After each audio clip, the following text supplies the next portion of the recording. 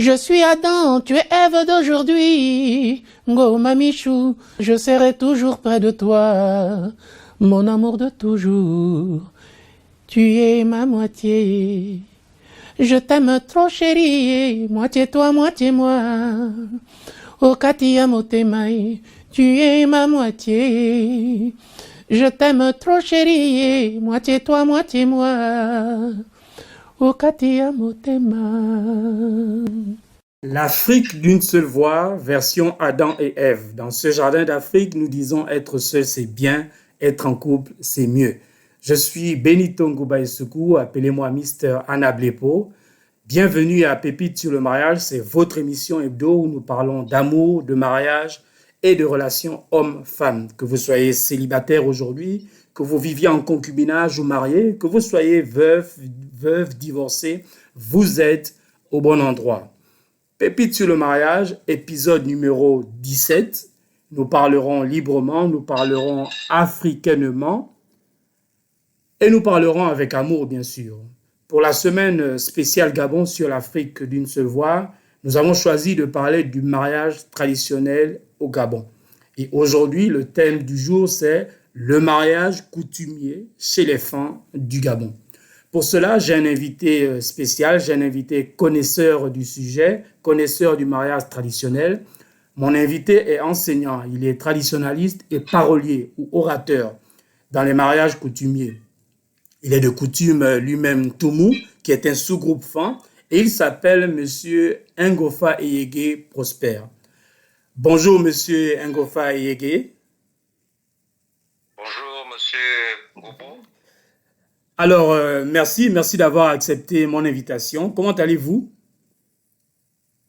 Ça va. C'est Monsieur Ngouba, non? Ngouba Isuku. Monsieur Ngouba, c'est ça. Voilà. Ok, merci de me rectifier. Il n'y a pas de problème. Alors, on va parler du mariage chez les femmes. Une définition générale du mariage, c'est tout simplement l'union légitime entre un homme et une femme.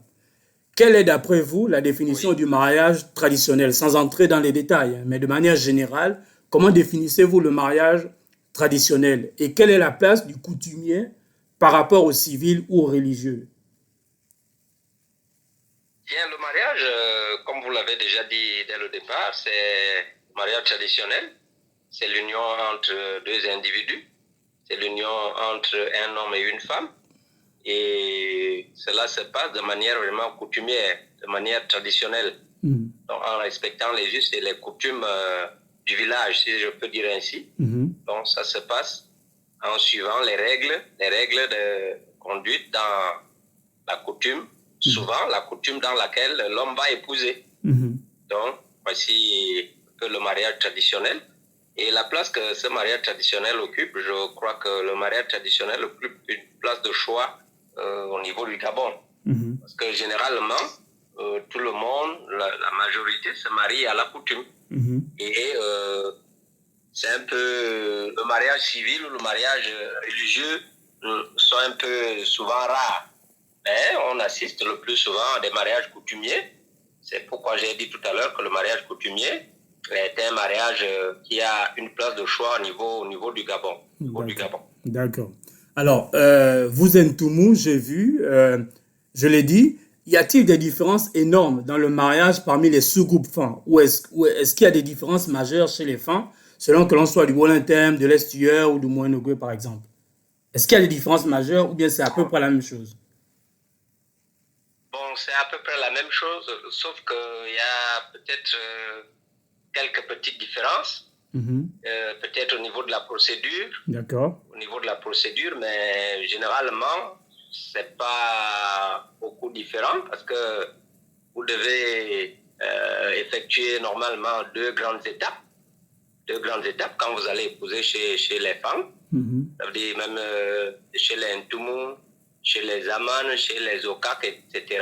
Donc, vous avez deux grandes étapes. Vous devez d'abord franchir l'étape de présentation et l'étape du mariage coutumier proprement dit. Bon, donc, c'est un peu ces étapes-là qu'il faut quand vous allez épouser chez les femmes, quel que soit le sous-groupe. D'accord. Donc, vous faites bien, à partir de ce que vous venez de me dire. Imaginons un homme et une femme qui sont, pour faire simple, on va dire tous deux femmes, et qui tombent amoureux et qui décident de se marier. Et chacun va voir ses parents. Oui. C'est quoi la suite? Que leur répondent leurs parents respectifs à tous les deux? C'est quoi la suite à tenir? Bon, généralement, lorsque deux femmes se marient, c'est vrai que l'idée part des deux amoureux, des deux personnes qui tombent amoureux. Et généralement, lorsque l'homme tombe amoureux de la femme et qu'il veut déjà se marier, effectivement, comme vous l'avez dit, il va vers sa famille, la femme aussi va vers la famille. Donc l'étape qui suit, c'est maintenant la famille qui prend le relais. D'accord. C'est-à-dire que l'homme ne peut pas aller vers la famille de sa femme pour aller dire que je viens épouser votre fille. Ce n'est pas possible. D'accord. Ce n'est pas possible. Donc, lorsque monsieur X tombe amoureux d'une fille, il dit à ses parents prennent maintenant la décision d'aller voir la famille de la femme, aller annoncer la nouvelle. Nous avons notre fils qui a aimé votre fille, nous voulons venir l'épouser. Donc, généralement, l'homme ou bien le futur marié n'est plus au devant de la scène. D'accord. Maintenant, la famille qui prend le relais. D'accord. Bon, avançons directement sur la cérémonie même, cérémonie même du mariage traditionnel. C'est quoi la première étape quand la famille du marié arrive? C'est quoi la première étape? La toute première étape? Oui, lorsque, on va dire, le jour du mariage. Oui, on est déjà le jour du mariage. Nous sommes déjà le jour du mariage. Généralement, les personnes qui reçoivent la famille du marié, ce sont les femmes. D'accord. Les femmes de la famille de la mariée. D'accord. Par des jeux. C'est-à-dire qu'on fait des barrières. Lorsque la famille du marié arrive, on fait des barrières et il y a des jeux. Ces jeux sont là pour un peu faire du folklore. Des jeux pour faire blaguer, de folklore et tout ça là. D'accord. Les fameuses douanes, les barrières de douane. Effectivement, les douanes, etc. Tous les jeux possibles, ça déstresse aussi. Oui, parce que souvent, quand la famille du marié arrive, les gens sont un peu sous tension. Est-ce que la famille de la mariée va accepter? Est-ce qu'on se pose beaucoup de questions? Donc, lorsqu'on arrive au niveau des jeux, bon, ça dépend, ça dépend du nombre de barrières. On peut faire une, deux ou trois barrières. Mais il y a souvent une dernière barrière. Où la famille de la mariée place un régime de bananes, un coq et quelques condiments pour dire que là, vous rentrez déjà dans notre village. Et la famille du marié doit déposer une somme. Et à cette barrière-là également, il y a la belle-mère, l'une des belles-mères du marié qui vient creuser un trou. Et au niveau de ce trou-là, il faut que la famille du marié laisse un pagne et une somme, 5 000 ou 10 000 francs. Donc, c'est cette étape-là qui vous fait rentrer dans le village au niveau de la place où on va organiser le mariage. Donc, voici la toute première étape. Ensuite, donc, après être rentré donc, dans le village de la mariée, non seulement c'est quoi la suite, mais j'ai aussi une question que j'aurais pu poser avant.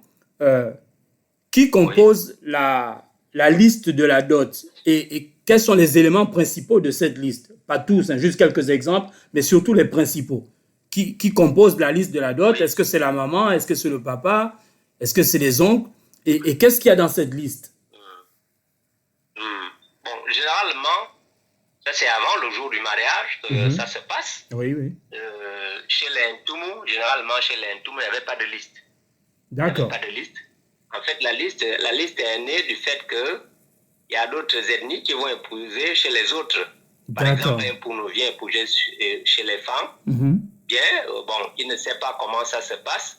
Il demande à la famille de la mariée, la future mariée, comment ça se passe, quels sont les éléments qui doivent composer la dot. Donc, c'est en ce moment-là qu'on a adopté la liste. Donc maintenant, lorsque un femme va épouser une femme, il sait quels éléments il doit apporter. Bon, mais ça a déjà pris corps, ça fait même que même un femme va épouser une femme, généralement, on a déjà adopté ce mot de liste. Et la liste est composée par la famille de la mariée. Comme vous avez dit, il y a des éléments qu'on doit avoir. Il y a des éléments de base. qu'il faut avoir au niveau de la liste. Mhm. Il y a les haches, il y a 2 haches qu'on doit avoir, il y a 2 limes qu'on doit avoir, il y a 2 pipes, il y a 2 boîtes de tabac qu'il faut avoir, il y a 2 grosses marmites qu'il faut avoir. Donc voici les éléments de base qu'il faut avoir. Parce que généralement chez les Ntoumou, on va dire, on donne la dot de fer. Je parle de manière littérale. La dot de fer, donc il y a des éléments qui sont là, qui représentent un peu ces fers-là. D'accord. Donc il y a ces bases-là, ces éléments de base qu'il faut avoir. Maintenant, il y a d'autres éléments qui rentrent déjà en compte. Actuellement, quand on parle de liste, il y a les parents de la mariée, c'est-à-dire le père, la mère, les tantes, les oncles, les frères ou les frères de la mariée qui peuvent demander des produits, qui peuvent demander des biens. D'accord. Donc, ça dépend des moyens du marié, parce que vous avez certains qui vont même jusqu'à demander des maisons. Oui, Certains vont jusqu'à demander des voitures, d'autres demandent des télévisions, d'autres demandent en tout cas. Excusez-moi, monsieur Ngofa. Vous parlez justement de voitures, de maisons. Que vient faire le modernisme dans la tradition? Est-ce que ça passe? Tout le monde est d'accord avec ça? Ou bien c'est parce qu'on n'a pas le choix, il faut répondre aux demandes de la famille de la mariée? Comment on explique que le modernisme, les tablettes, les téléphones fassent partie de la liste? Effectivement. En fait, puisque c'est vrai que c'est un mariage traditionnel, mais généralement, nous sommes déjà ancrés dans le modernisme. Oui. Et le plus souvent, les hommes traditionnels, les produits traditionnels sont en train de mourir, si vous voulez que je le dise. D'accord. Ce qui fait que lorsqu'on demande des biens, par exemple, si vous demandez amener un panier, amener une nasse, on va vous dire, bon, celui qui fabrique la nasse, peut-être qu'il est décédé. Bon, celui qui fabrique se trouve peut-être à 200-300 km. Bon, ce qui fait que, généralement, on demande déjà des produits qu'on trouve sur le marché. D'accord. Donc, c'est un peu ce qui fait que beaucoup demandent déjà des produits modernes. Donc, télévision, ventilateur, etc. etc. Mais bon, donc c'est un peu comment ça se passe. D'accord. Alors, quand la cérémonie donc, démarre, il y a, et vous êtes bien placé pour répondre à ma question, il y a 2 orateurs. Oui. Qui sont-ils? Comment sont-ils choisis? Et derrière ma question, je voudrais ajouter donc une autre question. Qui a l'autorité pendant cette cérémonie-là? Qui décide? Est-ce que c'est l'orateur ou bien c'est les parents de la mariée ou c'est les parents du marié de l'autre côté? Qui a l'autorité suprême au niveau de chacune des étapes de la cérémonie? Ok, maintenant au niveau du choix des orateurs, au niveau du choix des paroliers. Comment il s'appelle enfant, s'il vous plaît? C'est quoi le nom? Enfin, on l'appelle Mbalantum. D'accord. Mbalantum, ça veut dire celui, de manière littérale, celui qui a le bâton. Ok. Celui qui a la parole. D'accord. Donc, c'est comme ça qu'on l'appelle chez les Ntoumou. Donc, généralement, c'est le porte-parole de la famille de la mariée ou bien de la famille du marié. D'accord. Bon, généralement, ça peut ne pas être le père du marié ou le père de la mariée. C'est quelqu'un que la famille choisit, peut-être avec ses qualités, peut-être avec surtout ses qualités. Donc, ses qualités de parolier, ses qualités d'orateur, on choisit et on désigne porte-parole de la famille. Donc, c'est celui-là qui va parler pendant la cérémonie, que ce soit du côté de la femme ou du côté de l'homme. Mais généralement, c'est quelqu'un qui n'est pas loin de la famille, c'est quelqu'un qui est de la famille. D'accord. Mais il arrive qu'on choisisse quelqu'un qui n'est pas de la famille. Bon, souvent, le problème, c'est qu'il ne pourra pas maîtriser la famille. Exact. Il ne pourra pas connaître. Bon, c'est vrai qu'il va poser des questions, mais il est souvent mieux de prendre quelqu'un qui est de la famille. Oui. Qui est de la famille, sauf si on n'en trouve pas, mais je conseille souvent aux gens de prendre quelqu'un qui est de la famille. Ça peut être la famille restreinte, ça peut être la famille éloignée, mais il faut toujours prendre quelqu'un qui est de la famille. Et puis c'est souvent spirituel. Oui. Il faut que lorsque vous allez épouser, il faut que les ancêtres qui sont là, doivent donner des paroles à celui qui parle. Donc, lorsque les ancêtres arrivent et que celui qui parle n'est pas de la famille, c'est compliqué. C'est compliqué. Parce que souvent, quand le parolier est là, il y a des choses qu'il dit, et lui-même, Après, ils ne maîtrisent même pas. Mais qu'est-ce que j'ai dit? Mais certainement, il y a un ancêtre qui est venu parler à travers ce parolier-là. Et il faut que l'ancêtre trouve, il faut qu'il y ait un lien avec le parolier et les ancêtres qui sont là. Parce que le mariage est beaucoup spirituel. Le mariage traditionnel est beaucoup spirituel. D'accord. Donc, on choisit dans la famille de la mariée ou dans la famille du marié.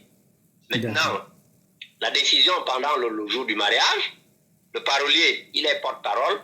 Bon, il ne décide pas. D'accord. C'est pourquoi le plus souvent chez l'Intoum, lorsqu'il y a un problème, on va en conciliabule, on se retire, et les patriarches qui sont là, les matriarches qui sont là, ils vont prendre la décision et le parolier viendra maintenant transmettre ce qui a été dit en conciliabule. Vous avez parlé de patriarche et de matriarche. Est-ce que les femmes prennent la parole pendant la cérémonie? Ou bien c'est juste en conciliabule? Les femmes ne prennent pas la parole en public. D'accord. En public, les femmes ne prennent pas la parole. Mais elles parlent lorsque vous allez en cachette, lorsque vous allez en conciliabule là-bas. D'accord. Elles donnent des idées. Voici ce que moi je pense, peut-être la mère ou la grande sœur ou la grand-mère de la mariée, elle donne des idées là-bas. Maintenant, c'est à l'homme qui porte la parole, le porte-parole, de venir transmettre ces idées-là avec des proverbes, avec il habille un peu et il vient donner la décision. Alors, au moment donc de la décision finale, au moment où la mariée doit accepter, comment ça se passe? C'est quoi c'est quoi le rituel? Quel est le rituel d'acceptation? Oui, lorsque vous arrivez, la personne qui prend la parole le premier, c'est le porte-parole de la famille de la mariée. Pose des questions, pourquoi vous êtes venu faire quoi? Dans le porte-parole de la famille de la mariée, du marié répond, nous sommes de telle tribu, nous sommes venus épouser telle fille chez vous. Donc, maintenant, dès qu'il répond comme ça, l'autre demande, maintenant vous êtes venu, montrez-moi comment vous êtes venu, quels sont les produits, quels sont les biens, l'argent que vous avez amené, vous présentez. Dès que vous présentez, maintenant, le porte-parole de la famille de la mariée demande, bon, c'est vrai que vous êtes porte-parole, mais qui est le beau-fils? Qui sera mon beau-fils? C'est vrai que vous parlez, la famille est déjà là. Après, on sort l'homme, on sort le futur marié. On le présente à la famille de la mariée. En ce moment-là, après avoir présenté le beau-fils ou le futur marié, maintenant, le porte-parole de la famille du marié demande maintenant à son interlocuteur de faire également sortir la mariée. Donc, dès que la mariée sort, on fait visiter tous les biens, on lui présente tous les biens, l'argent. Généralement, elle vient avec la tenue de ses parents.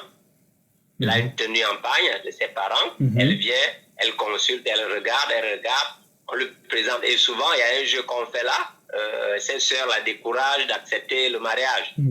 C'est souvent un jeu difficile à accepter. Et elle prend l'argent, elle va vers la famille du marié et elle fait comme si vous voulez vous rendre l'argent. Et vous devez refuser. D'accord. Vous devez refuser. On dit non, on n'accepte pas, ne nous donne pas l'argent, pas donner à tes parents. D'accord. Maintenant, le plus souvent, elle repart changer la tenue. Elle met maintenant la tenue de la famille du marié. D'accord. Et quand elle vient là, elle reprend l'argent, elle reprend la dot, elle prend son futur mari. Maintenant, ensemble, ils vont donner l'argent à son père, en tout cas au patriarche de sa famille. D'accord. La personne qui a été désignée de recevoir la dot. Donc, c'est ainsi, la décision là, appartient à celle-là parce que le plus souvent, si elle n'accepte pas, il est arrivé que la femme rende l'argent à la famille du marié. Parce que souvent, actuellement, les deux, c'est-à-dire les futurs mariés, s'entendent sur un montant. D'accord. Donc, lorsqu'elle arrive et qu'elle constate que le montant n'a pas été celui arrêté de commun accord avec son mari, elle peut rendre l'argent à la famille du marié. C'est souvent une étape difficile, ça donne des sueurs. Quel autre exemple vous pouvez donner qui fera en sorte que la cérémonie n'aille pas à son terme? Vous avez peut-être vu, vous avez peut-être vu des cérémonies qui ne vont pas à leur terme. Qu'est-ce qui se passe, par exemple? Un exemple ou deux.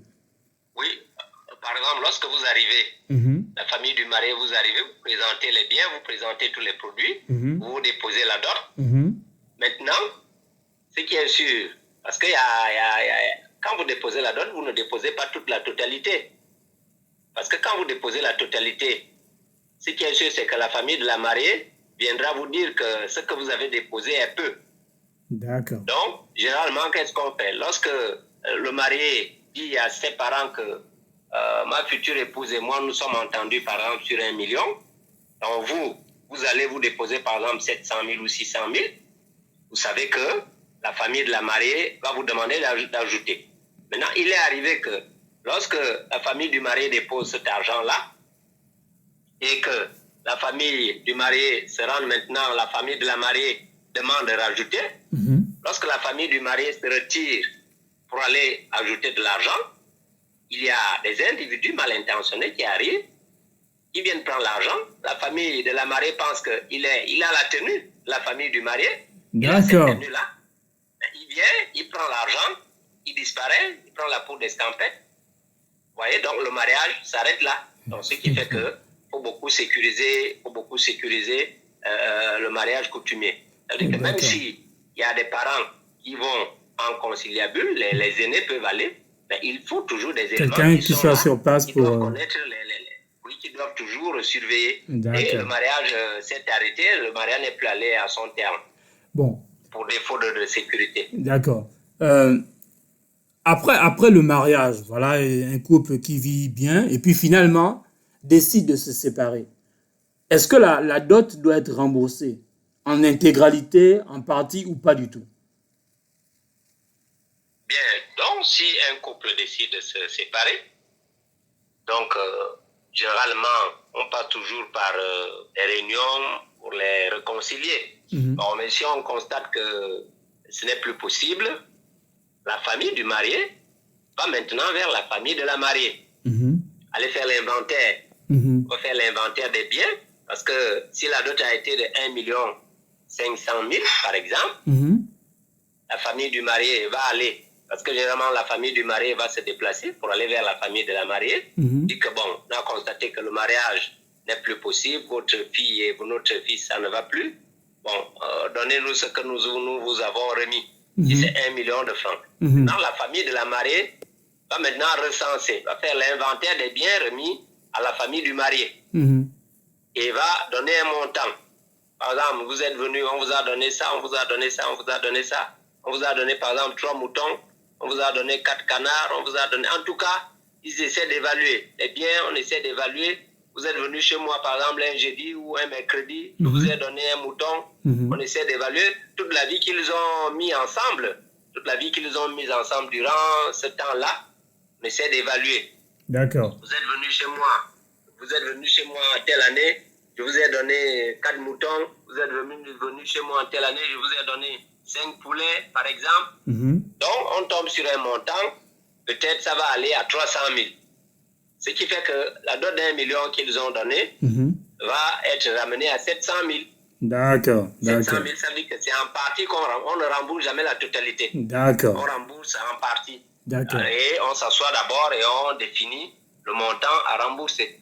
Est-ce que la question de la monogamie ou polygamie est posée le jour du mariage ou avant?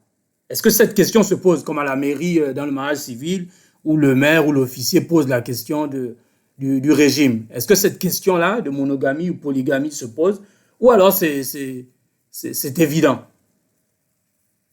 Bon, on n'en parle pas souvent. D'accord. Le régime, on n'en parle pas souvent chez nous les Ntoum. On sait seulement que l'homme est venu épouser. Bon, c'est vrai que de manière tacite, certains abordent ça comme ça. Attention à notre fille, on ne veut plus que notre beau-fils épouse une autre femme. Mais de manière, le parolier, il n'en parle pas. Les deux paroliers n'en parlent pas. On sait seulement que... C'est juste un vœu de la famille de la mariée.